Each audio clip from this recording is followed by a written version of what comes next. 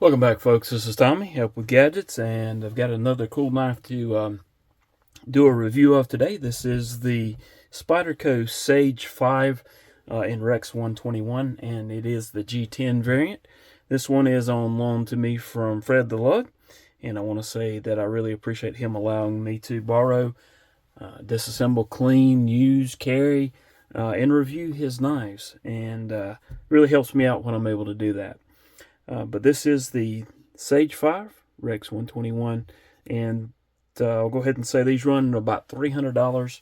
I believe that's just for that Super Steel, the REX 121, which I have not had a lot of experience with, but in the light EDC use that I've done with it, seems to do just fine.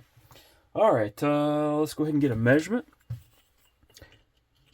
This is going to be a 3-inch blade, about 7 inches overall. And let's go ahead and pull up the handy dandy scale and tear that out and get a measurement of the weight. Looking at about 3.2 ounces, so a nice sized, nice weight knife. There is a lightweight variant of that as well. Not sure exactly how much the FRN shaves off of that 3.2 ounces. All right, let's look at it compared to some other knives. Let's look first at the North Arm Sky High and the Ozark, well, what some people call the Ozark Grail. It's an Ozark Trail slide lock knife. Let's look at the Miguron Morial and the QSP Penguin.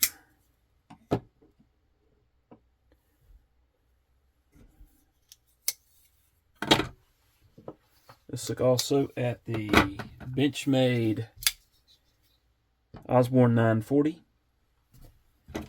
and the Vosteed Acorn.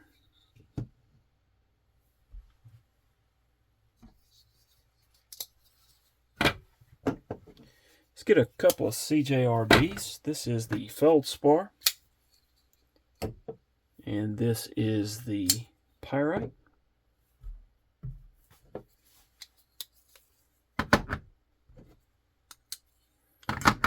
Let's get the Kaiser Militao, which is going to be a good bit larger than the Sage 5, and also the Berg Blades Sweeney. And a couple more, and we'll be done with the length comparison. Let's do the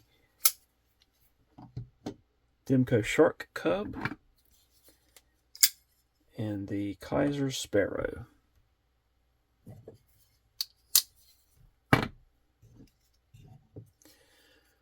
All right, and then last and certainly not least, Microtech MSI and the Kaiser Cyberblade.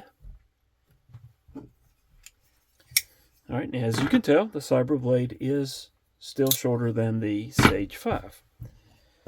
All right, let's look at thickness profile. Of course, with the MSI, the Sage 5 is going to be a good bit thinner. With the Shark Cub, it's going to be the Sage 5 just a little bit thicker. The Sparrow is a little bit thicker than the Sage 5. Let's look at the Pyrite. Very similar. I think the Pyrite's just a tad thinner. Of course, the Militao is going to be a little bit thicker. And let's do the QSP Penguin.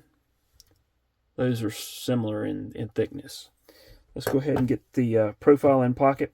Of course, because of the opening hole, the Spydercos are going to take up a little bit more pocket real estate. Well, I should say the opening hole as well as the leaf-shaped blade. So there you can see it with the Miguron Morial. Let's do the Acorn. What else do we want to look at here? I don't think I did the profile of the Pyrite. And then let's also do the sharp cup. All right, so there you have that. All right, blade steel, of course, is the REX 121, as you can see there. It is a satin finish, but seems to hold up well. I, of course, have just did light EDC with it, so nothing crazy with that. Have carried and used it just a little bit, but no crazy breaking down boxes or batoning or anything like that.